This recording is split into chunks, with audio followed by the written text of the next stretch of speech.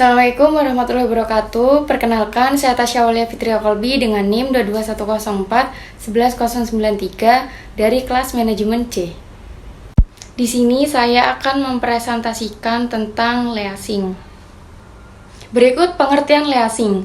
Leasing adalah suatu kegiatan pembiayaan yang berbentuk penyediaan barang atau modal yang bisa dilakukan oleh siapapun yang membutuhkannya, baik itu perusahaan atau perorangan yang membutuhkannya. Kegiatan leasing umumnya mempunyai kurun waktu tertentu dan cara pembayaran juga dicicil atau diangsur. Pembayaran dengan cara diangsur ini menjadi lebih memudahkan nasabah karena mereka tidak perlu lagi menyiapkan uang dalam jumlah yang banyak dalam suatu waktu. Besaran pembayaran juga bergantung pada besarnya harga pokok barang ataupun modal serta jangka waktu angsuran yang dipilih. Yang selanjutnya yaitu ada jenis-jenis leasing. Yang pertama, capital lease. Capital lease merupakan jenis perusahaan yang bergerak di bidang leasing dan berasal dari lembaga keuangan. Jenis leasing yang satu ini biasanya dapat melayani pihak nasabah yang membutuhkan kebebasan dalam hal menentukan modal atau barang yang spesifikasi tertentu. Nah, yang kedua ada operating lease. Operating lease merupakan salah satu jenis perusahaan leasing yang mana pihak leasor akan membeli suatu barang dan kemudian disewakan kepada pihak nasabah dalam kurang waktu yang telah disepakati. Yang ketiga ada sales type lease. Lease penjualan adalah suatu jenis leasing yang umumnya dikerjakan oleh perusahaan yang bergerak di bidang industri. Kemudian mereka akan melakukan penjualan lease barang dari hasil produk yang mereka buat. Yang keempat ada leverage lease.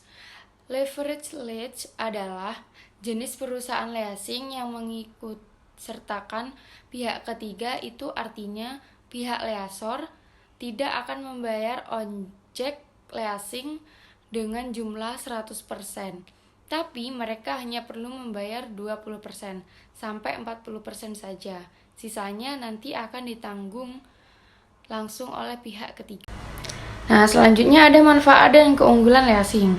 Hadirkan kegiatan pengadaan barang maupun modal secara leasing tentu akan mempermudah pihak perusahaan untuk memperoleh barang keperluannya.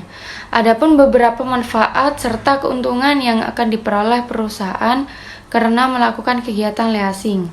Di antaranya yaitu yang pertama, bersifat fleksibel. Yang kedua, tidak membutuhkan jaminan. Yang ketiga, capital saving. Yang keempat, pelayanan cepat. Yang kelima, terhindar dari inflasi. Yang keenam, dilindungi oleh hukum. Dan yang ketujuh yang terakhir, cara memperoleh aktiva. Yang kemudian ada fungsi leasing. Fungsi leasing adalah perlu dipahami bahwa sebenarnya fungsi leasing hampir sama dengan fungsi bank, di mana leasing juga menyediakan pembiayaan produk dengan skala menengah. Perbedaannya hanya terletak di bentuk pinjamannya saja. Biasanya bank konvensional hanya memberikan pinjaman dalam bentuk uang, sedangkan leasing bisa memberikan pinjaman dalam bentuk barang yang nantinya pembayaran dilakukan secara dicicil. Misalnya, terkait pembelian sepeda motor. Tanpa adanya leasing, maka kita harus membelinya dengan secara tunai dan pasti akan sangat memberatkan bagi orang-orang yang tidak memiliki uang dalam jumlah banyak dalam suatu waktu. Selanjutnya ada tujuan leasing. Tujuan dari adanya leasing yaitu untuk memberikan kemudahan bagi masyarakat dalam mempunyai barang ataupun modal, meskipun barang tersebut mempunyai nilai yang tinggi. Selain itu, pihak leasing juga akan mendapatkan keuntungan dari bisnis tersebut. Biasanya mereka akan mendapatkan keuntungan dari bunga kredit. Yang selanjutnya ada pembayaran sewa atau rumus leasing diperoleh dengan menambahkan biaya penyusutan, biaya keuangan, dan pajak penjualan yang secara matematis dipresentasikan sebagai pembayaran sewa sama dengan biaya penyusutan plus biaya keuangan plus pajak penjualan. Berikut ada contoh soal dan penyelesaiannya. Contoh pembelian kendaraan sewa dalam jutaan rupiah. Dalam pembelian termasuk PPN, proposal Bank ABC 56.400, proposal Bank DEF 56.400. sewa bulanan termasuk PPN 1.656, proposal Bank DEF 1.225. Jumlah sewa dalam bulanan, proposal Bank ABC 36, proposal Bank DEF 48. Jumlah sewa termasuk pajak 59.616, proposal Bank DEF 61.620. Biaya persiapan berkas, proposal Bank ABC 521.93, proposal Bank DEF 24. Nilai sisa termasuk PPN, proposal Bank ABC 564.000, proposal Bank DEF 2.820.000, total biaya sewa proposal Bank ABC 60.701,93 rupiah, proposal Bank DEF 64.464.000.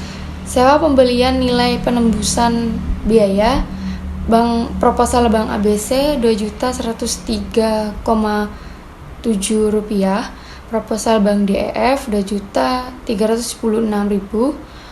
Suku bunga proposal Bank ABC 3,63%, proposal Bank DEF 2,6%. Suku bunga dengan linearisasi biaya dan nilai sisa atau perkiraan kasar, proposal Bank ABC 4,83%, proposal Bank DEF 4,43%. Persen dari nilai tunai, proposal Bank ABC 1%, proposal Bank DEF 5%. Sekian presentasi dari saya, kurang lebihnya mohon maaf. Wassalamualaikum warahmatullahi wabarakatuh.